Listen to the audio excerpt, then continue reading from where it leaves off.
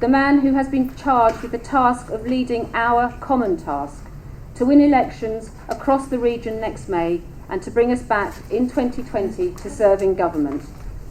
Jeremy knows the South West well, having grown up in Wiltshire and having family close by. Welcome home, Jeremy. And it's my pleasure to serve as part of his team as the Parliamentary Private Secretary to Heidi Alexander in the Health team, as we take the challenge to the Tories over their handling of the NHS. Ladies and gentlemen, the leader of the Labour Party, Jeremy Corbyn, MP.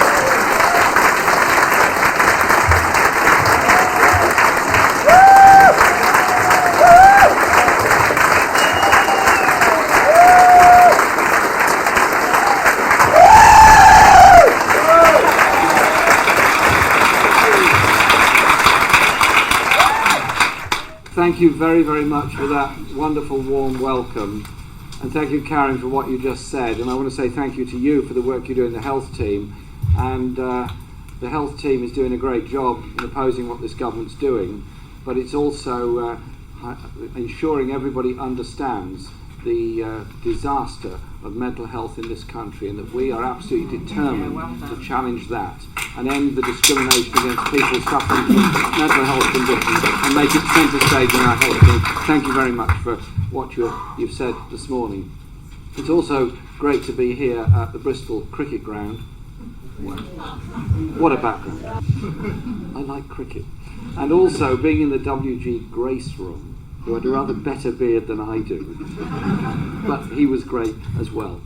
I'd also want to say thank you to the regional organiser and all the regional organising staff and Ian McNichol, who's here today, because our party relies, of course, on its membership and, of course, on the activities that all our members do, but it also relies very heavily on our professional organising staff. And I've been going around all of Britain over the past few months, and I'm going to every regional conference in every region, and it's just the incredible work they do. And I think we should just say thank you to our party staff and our donors.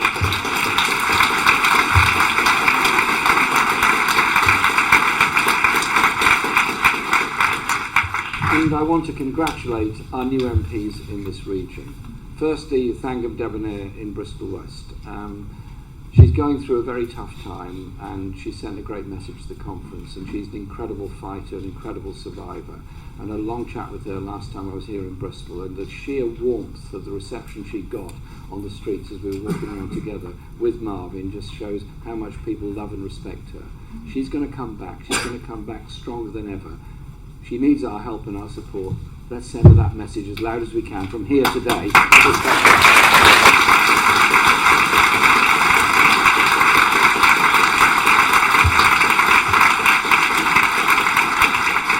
And I want to thank Karen for winning Bristol South, but also for the work she's doing in Parliament. And also returning MPs, Ben Bradshaw in Exeter, with a phenomenal result that he achieved. The Exeter Party is legendary, and its organisational abilities. We just stand in awe of the Exeter Labour Party. They are fantastic. Well done, Exeter.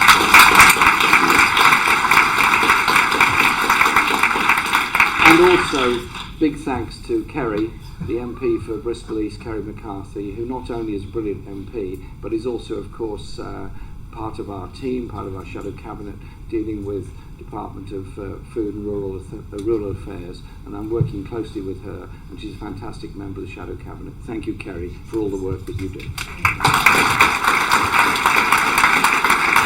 We have elections all across the region next year, and a mayoral contest here in Bristol. We have an absolutely excellent candidate in Marvin Rees. Marvin and I were campaigning together a short time ago, and last night we launched Marvin's campaign with a fantastic fundraiser here in Bristol. If we'd had more, we could have got even more people in there if we'd had smaller tables. That would be the only thing we'd do. It was absolutely packed out, and it was brilliant. So get behind Marvin, get Marvin elected, and show that we can win in big cities as well as rural areas. I really love and respect the way Marvin is approaching this campaign. Let's give him all the support and help that we can. Is that okay? Is that a deal? And I over the summer, I was involved in a huge rally here in Bristol and others across in the southwest, in Plymouth, Exeter, and at Tolpuddle, at the Tolpuddle Martyrs Festival, where in a beautiful summer's evening, we had actually probably a slightly overlong rally because I got too immersed in the rural history of the region where I was born and ended up discussing quite a lot of trade union history. But there were 3,000 people there who seemed to find it interesting, so that was okay with me. And Tolpuddle reminds us of the roots of our movement, in working people organising together for a better life. The bravery, determination, endurance of those early trade unionists inspires us today. They understood the overriding importance of solidarity, no matter how tough the circumstances. And trade unions, let's be clear about this, are as necessary today as ever, not least in a region like this. 40% of the jobs in Devon and Cornwall earn less than the living wage. That makes Devon and Cornwall the low-pay capital counties of the whole of the UK. Something's got to be done about that. Together we are stronger.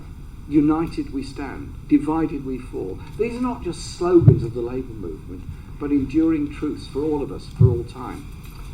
And we've seen those values, as the chair explained when he started the conference today, of solidarity and steadfastness in response to the people of Paris and the horrific events that they went through a week ago.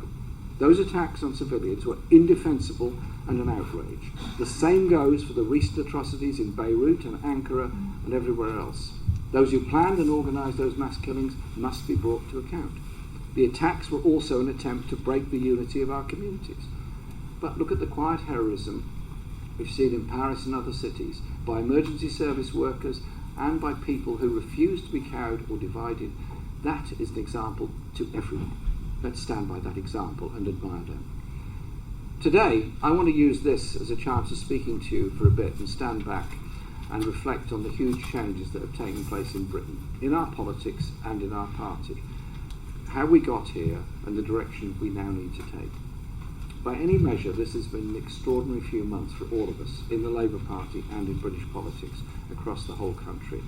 In 6 months, we've gone from the demoralisation of a general election defeat, although there were brilliant and fantastic campaigns fought to try and wrest the victory in that campaign, to what can only be described as an eruption of grassroots democracy in our political system.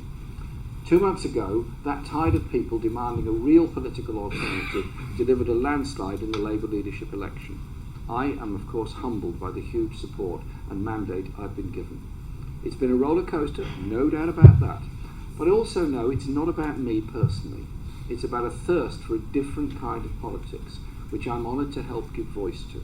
And we have drawn strength from the huge increase in numbers that turned out across the country to join what is now a deeply rooted movement for kind of change for a different Britain. Labour Party members and supporters in hugely expanded numbers, but also hundreds of thousands who've never been involved in politics before, and that was what was so inspiring about the summer.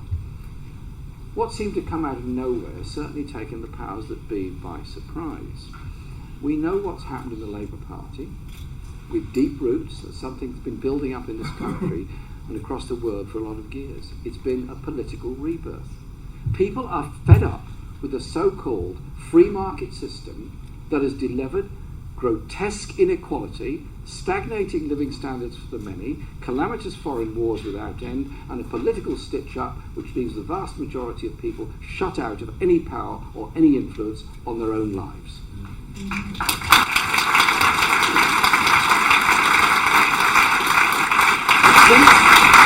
Since the crash of 2008, anti-austerity politics and the demand for an alternative has led to the rise of new movements and parties in one country after another.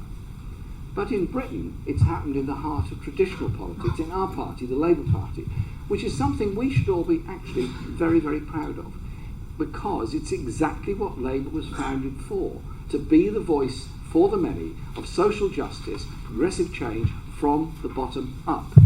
Now, of course, it's been a very bumpy couple of months. I know that better than anybody else. The sort of change represented by an election like we went through was always going to be a difficult transition. But I ask you to think of this. But amid all the sound and fury, and some of the stuff that's been said has been truly off the wall, that change is already making itself felt. Since we formed our new leadership team and shadow cabinet, Labour is now an unequivocally anti-austerity party, and I'm proud we've achieved that.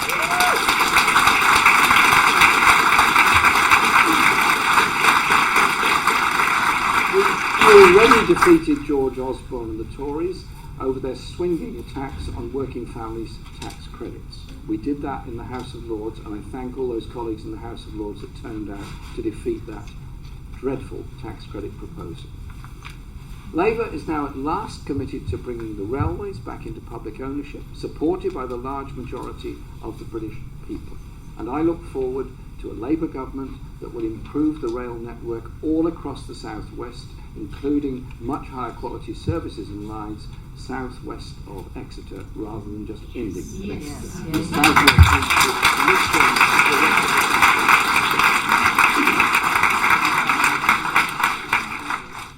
and we've dragged the government behind us on our threat to the steel industry. And we also have shamed David Cameron in pulling the plug on his tawdry prison deal with Saudi Arabia. That's our first 2 months. The campaign we launched across the country this summer will continue. Every week I'm campaigning and speaking to people throughout Britain. I travel all the time, by train of course. But now the dust is settling, and I think it's time to set out not just where my leadership has come from, but where we want this movement to go, what we want to achieve, and what our vision is, and for what Britain could and should, and I hope will be, all about. First and foremost, this leadership is about a genuinely new political direction for the country. The platform I was elected on is based on 3 pillars, and everything we want to do will be based on those foundations. The first is the new politics, the democratisation of public life from the ground up, giving people a real say in their communities and workplaces, breaking open the closed circle of Westminster and Whitehall, and yes, boardrooms also. That's why we want to see a mushrooming of online democracy, citizens' assemblies, and why we're backing a constitutional convention to bring power closer to the people in every nation and region of this country, in every community, town and city. That's why we want to have communities getting direct control over their own services. As part of our constitutional convention, John Trickett will be asking citizens' assemblies to discuss where powers should be held, who should hold them, how they should be accountable, of the voting system, and of the future of the House of Lords and of the voting age. Some councils have already led the way through participatory budgeting schemes and setting up fairness commissions to work out how council resources can be harnessed to increase equality, not merely mirror the inequality that's already there. People need more power in the workplace too, because democracy shouldn't end when you enter your place of work. It should be a continuation of the democratic values that we all adhere to. The Tories are stripping away the most basic of workers' rights through the trade union bill. Not only will we reverse that bill when we get back in 2020, but we will extend people's rights in the workplace and give employees a real voice in the organisations they work for. And Ian Lavery, MP for Wansbeck, former president of the National Union of Mine Workers and a miner himself, is leading a working group to drive this agenda forward. Our party needs to be at the heart of this democratisation drive as well. Too often in the past, the democratic decisions of our conference have been ignored by the party leadership. To many, it's felt like a small cabal in Westminster decides, while you're expected to be the loyal foot soldiers pounding the streets for Labour. I've spent my life in the Labour Party. I fully understand those feelings. I've held every position there is at constituency level in the party, starting as a ward collector in the 1960s. But we want people to be able to participate in politics, have a direct voice in every part of their lives. Our leadership election gave us an insight into just what can be achieved. 400,000 people were mobilised to vote. More than half of those voted online. Every week, I've been asking people for their suggestions of what I could raise with David Cameron at Prime Minister's Question Time. And thousands of people have sent in their questions. Some weeks we get 40 or 50,000 questions. I've threatened to read them all out to David Cameron. It might take a while, but he might learn something from it, who knows. And over the summer, our parliamentary party has got one decision very badly wrong when we abstained on the welfare bill. We are now absolutely opposed to the welfare reform bill for what it does to the poorest and most vulnerable classes. And I asked the question, would we have made that mistake, and it was a mistake, if we'd asked our members what should be done beforehand?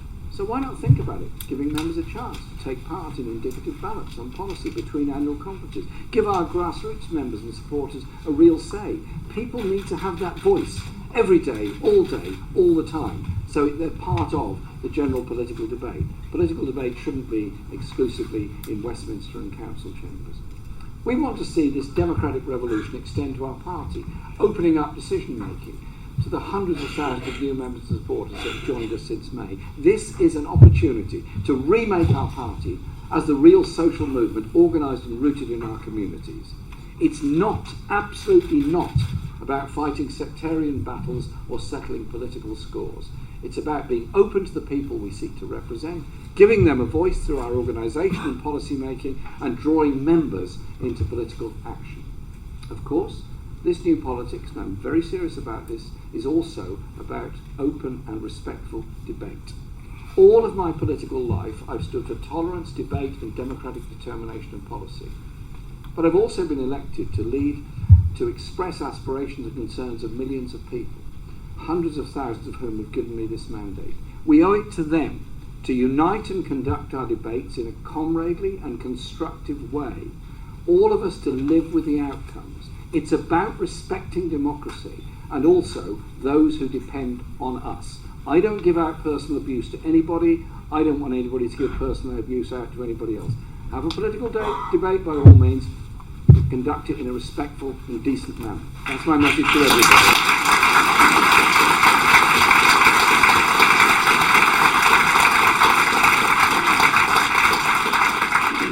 The second pillar of our project for Britain is a new economy. It's anti-austerity economics. That goes without saying. And like so many other of the policies we're developing, that's something that unites our shadow cabinet MPs with members all across the party. Austerity is not an economic necessity, it's a political choice. Our new Shadow Chancellor, John MacDonald, told the party conference this and set it out yesterday in a very full speech he made at Imperial College in London on the economic direction. And next week we'll be dealing with that through the spending review. 5 years ago, the Conservatives said they were going to wipe out the deficit and cut the debt. You remember that? You've all got memories that long, I'm sure. Instead, slashing services and benefits while cutting taxes for the wealthy not only slowed our recovery, but loaded the burden of the banking crisis onto the backs of the poorest and most vulnerable people who had nothing whatsoever to do with the banking crisis in the first place. Why should they be expected to pay that debt? They didn't incur it. They didn't make it. They don't deserve to be punished because of it. Recovery only got going once Osborne panicked. He took the brakes off and pumped up housing credit to get through to the general election. Hasn't actually produced many more houses, it's just produced a massive increase in prices. Now the Tories want to impose a new wave of even more devastating cuts and effective tax rises for millions of working families. That's happening just as the risk from a weakening global economy are growing. Osborne's economy is literally a house built on sand. That's what Labour now stands for. It's far more than stopping the damage being done by the Tories and the threat to our economic future. We want to see a break with the failed economic orthodoxy that has gripped the establishment in this country for decades. The city elite that was supposed to know best has brought our economy to its knees. The 1980s orthodoxy of privatisation and low taxes to the rich hasn't delivered sustainable growth. It hasn't delivered decent living standards for most of us, let alone economic security.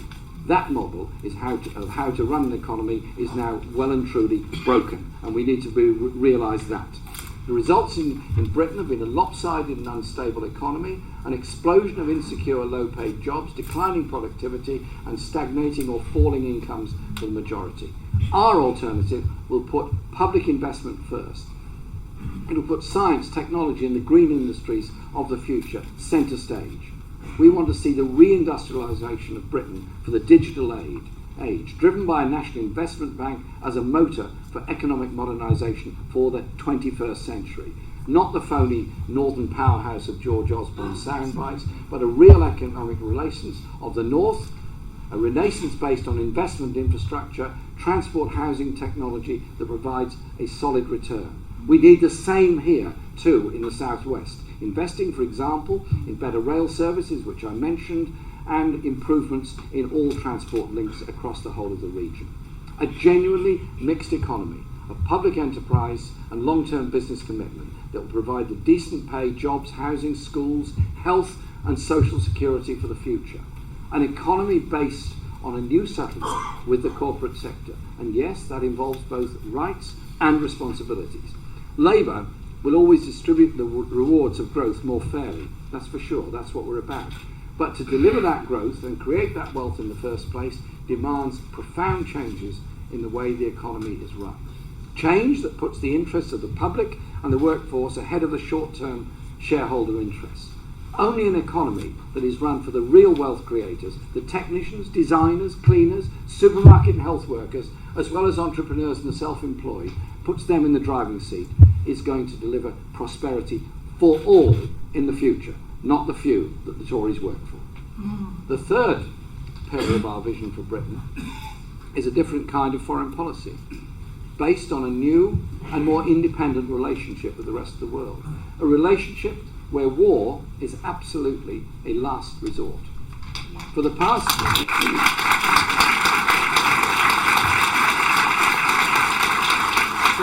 14 years, Britain has been in the centre of a succession of fairly disastrous wars that have brought devastation to large parts of the wider Middle East. They've increased, not diminished, the threats to our own national security. That in no way, absolutely no way, excuses or mitigates the responsibility of those who carried out these indefensible outrages, whether in Paris, or the last 24 hours in Bamako in Mali, or as I said earlier, in Beirut or Ankara or anywhere else. Absolutely nothing can justify the targeting of civilians by anyone, anywhere. But the experience of Afghanistan, Iraq and Libya has convinced many of our own people that the elite's enthusiasm for endless military interventions has only multiplied the threats to all of us, while leaving death and destabilisation in their wake. David Cameron told Parliament this week that last Friday's atrocities in Paris, claimed by ISIS, made the case for British military action in Syria stronger. Everyone, including Muslims in Britain, want to see the defeat of the murderous and reactionary cult of ISIL. Yesterday, I was at the Finsbury Park Mosque in my constituency to support the Muslim community.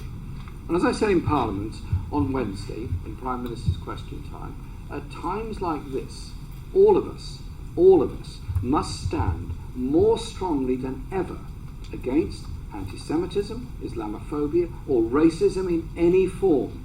Now is the time to stand up and say that, not be silent.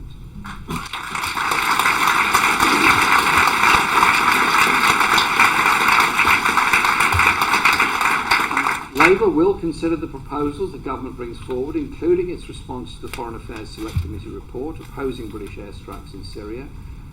But, in our view, the dreadful Paris attacks make the case for a far more urgent international effort to reach a negotiated settlement of the civil war in Syria and an end to the threat from ISIS. It's the conflict in Syria and the consequences of the Iraq war which have created the conditions for ISIS to thrive and spread its murderous rule. And it's through political agreement to end the civil war, negotiated with all the external powers, backed by the UN, and with Syrians in control of their own country, that ISIS will be isolated and defeated. Action against ISIS that sticks on the ground, that destroys the virus, and reclaims the hearts and minds as well as the territory, will have to come from within the Arab and Muslim world itself. It can't be seen as an external intervention, although the international community does have a part to play. That's why we've called on the government to work through the UN, and why we should use the UN Security Council passed last night to accelerate moves towards a comprehensive settlement of the conflict. Of course, Labour will support every necessary measure to protect people on the streets of our towns and cities.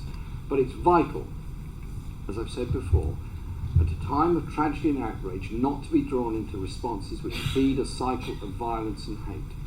The United States President Obama, said recently, and I quote, "ISIS grew out of our invasion of Iraq, and it's one of its unintended consequences. We must not keep making the same mistakes again and again."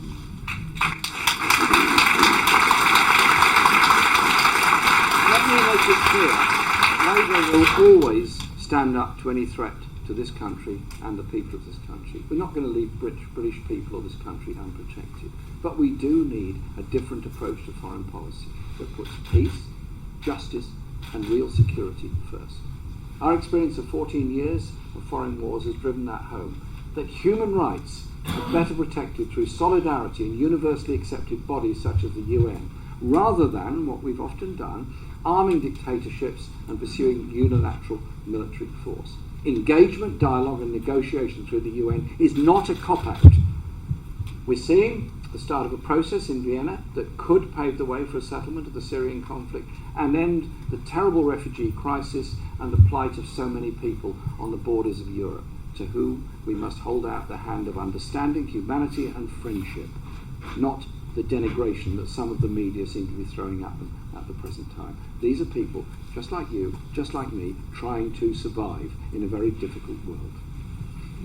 It's also clear there's a better and safer way to relate to the Arab and Muslim world. It's one that also better reflects our Labour values. Fair trade, respect for human rights, aid, internationalism and conflict resolution, instead of perpetual war and support for dictatorial regimes that threaten, not protect our security. That's also part of the reason so many, including at the heart of our military establishment, question the sense of renewing the Trident weapon system at huge cost when threats to our security demand a different defence strategy in the 21st century, even as we do everything necessary to get jobs and high-tech industry. We all know there are different views on nuclear weapons in our party, passionately held on both sides, but having that debate in a serious and respectful way isn't a sign of weakness. It's a recognition that some of the most important issues facing this country have been excluded from the mainstream of politics for too long. We are determined to end that. Just as we are determined to put the need for a progressive agenda in the European Union back on the table. Everything from workers' rights to ending corporate privilege and enforced privatisation. Instead of David Cameron's rather odd, timid, skewed negotiations merely choreographed for TV cameras and his own backbenches. But this is the Prime Minister who tries to wrap himself up in the Union flag and claim his opponents hate Britain. The gall of these fake Tory patriots is really something to behold. Who is it who's really anti-British? Is it the Tory ministers and their non-dom city hedge fund backers who sell off our national assets to overseas governments and corporations, who take instructions from Gulf tyrannies on British domestic policy in exchange for arms and oil deals, or who outsource decisions on our own national security to the US government? What kind of patriotism is it to sell your country to the highest bidder, to flog after publicly owned NHS to the privateers? How is it patriotic to take money from working families and hand control of the country to a super-rich elite? What's pro-British about a government that slashes support for serving soldiers and military veterans? Or ministers whose police cuts are so severe that, as the senior officers have warned, they're expected to reduce very significantly the ability to respond to a Paris-style attack. The letter from a senior police chief last week to Theresa May after the Paris tragedy makes clear that planned cuts would have a severe impact on the capacity of the police to respond to attacks on this scale. This is an alarming situation. By pressing ahead with these cuts, the government is failing its most basic duty to protect all of our citizens. The planned cuts to police numbers and capability pose a direct threat to the security of our own people. They must be halted.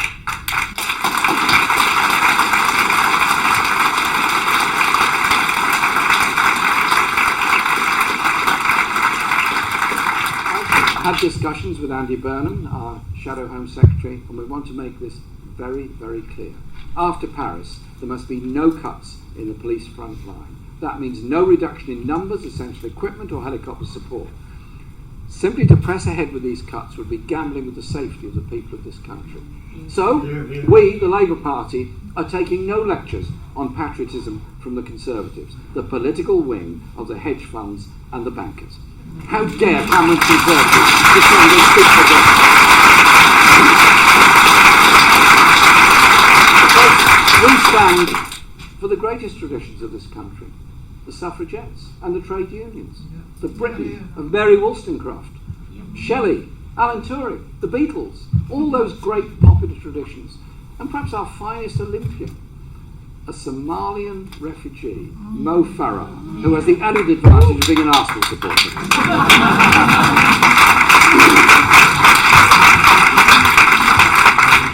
And for the working people of this country who fought fascism, my parents' generation, who built the welfare state and turned this land into an industrial powerhouse, that generation, they're the real patriots. They're the ones that delivered us equality and decency and the welfare state and the National Health Service.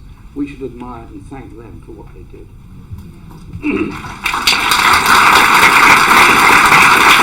For all their talk of defending the country, Cameron's Conservatives won't even take action to defend our steel industry when the means are absolutely at hand.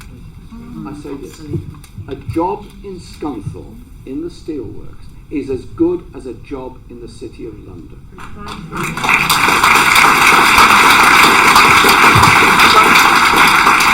The Conservative government is sitting on its hands, while what's left of our manufacturing base is bled white by import dumping and its own inaction.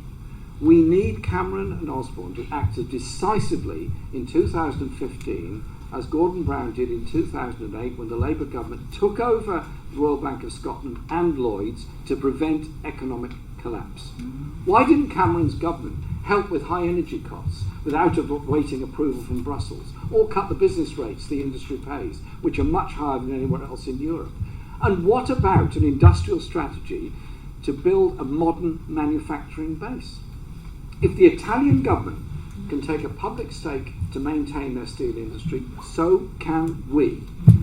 That's why Labour will be pressing Cameron to use the powers we have to intervene and, if necessary, take a strategic stake in the industry to save jobs and restructure the industry for the future. He has the power. He must act now to save steel. Absolutely now. Because if we lose the steel industry, we lose a very important part of the manufacturing base of this country and makes an economic future for Britain based on manufacturing industry much more difficult for us to achieve after 2020. Support the steel industry and the steel works.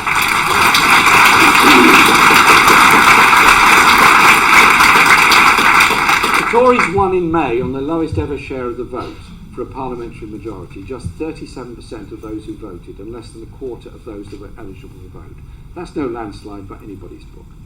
But we have to face it. We failed to win back the economic credibility we lost in the financial crash, or convince potential supporters we offered a genuine alternative. The result of that election is that millions of families now face deep cuts to their incomes and a savage squeeze on all of our public services through cuts to local government funding. While the richest enjoy tax cuts and household name corporations pay almost no tax whatsoever. Privatisation and job insecurity are being let rip, while the government unleashes a legal onslaught on the very trade unions that could defend them. Meanwhile, middle-income voters face growing insecurity and relentlessly rising costs, from housing to higher education. We, the Labour Party, will oppose and resist this government's brutal and incompetent policies at every turn, inside and outside Parliament.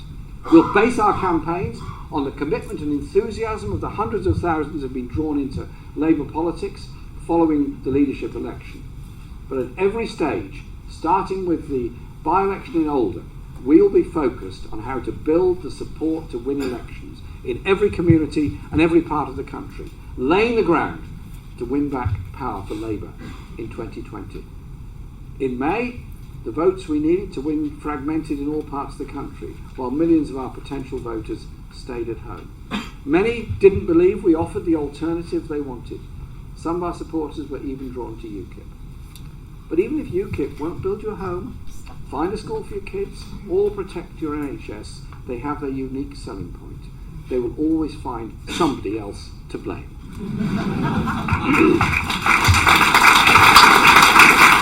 And it's true, there is an electoral mountain to climb. But if we focus everything on the needs and aspirations of the middle and lower incomes, if we demonstrate we've got a viable alternative to the government's credit-fuelled insecure economy, I think we can achieve a lot. I'm convinced we can build a coalition of electoral support that can beat the Tories in 4.5 years' time. That means being the voice of women, of young people and pensioners, middle and lower income workers, the unemployed and the self-employed, minority communities and those struggling with the impact of migration at work and in our towns and cities. It means putting climate change and green jobs, housing, a national health service, education, social care, workplace rights, mental health, and yes, arts and culture for all at the centre of everything we do and everything we say.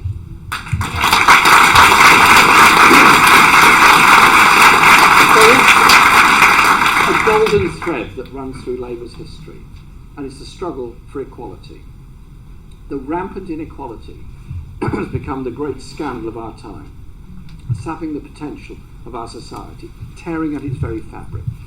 Our goal, Labour's goal, isn't just greater equality of wealth and income, but also of power.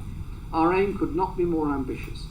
We want a new settlement for the 21st century in politics, in business, our communities, and in our relations with the rest of the world. Every one of us in the Labour Party is motivated by the gap between what this country is and what it could be. We know that in the 5th largest economy in the world, food banks, stunted life chances, growing poverty alongside wealth on an undreamt of scale are a mark of a shameful and absolutely unnecessary failure. We know that privatisation, outsourcing and unscrupulous employers are driving down paying conditions as the Tories kick away the limited protection people still have. We know just how great this country could be for all its people with a new political and economic settlement, with new forms of democratic public ownership driven by investment in the technology and industries of the future, with decent jobs, education and housing for all, with local services run by and for local people, not outsourced to faceless, often very distant corporations. We're not backward looking, it's the very opposite. It's the socialism for the 21st century. It's not simply a Labour offer to the people of this country, cooked up like some political marketing wheeze. What we're starting this autumn is a democratic transformation, inside and outside our party, to build a future that can belong to all of the people of this country. Based on the 3 pillars of the leadership that I set out, the mandate that I was given, that's our goal. To take back power from the 1% and put it in the hands of our communities. Those communities have been damaged by this Tory government. Our people are hurting. That's why we need a Labour mayor next year here in Bristol. Why we need Labour councils elected all across the region. And we need a Labour government in 2020, built on that massive campaigning that we're doing as a party all over the country, that will be elected with the support of so many who want to see a decent, more equal, more civilised, kinder, better society than the brutality of the inequality and the poverty that the Tories offer to so many. Thank you very much for inviting me here.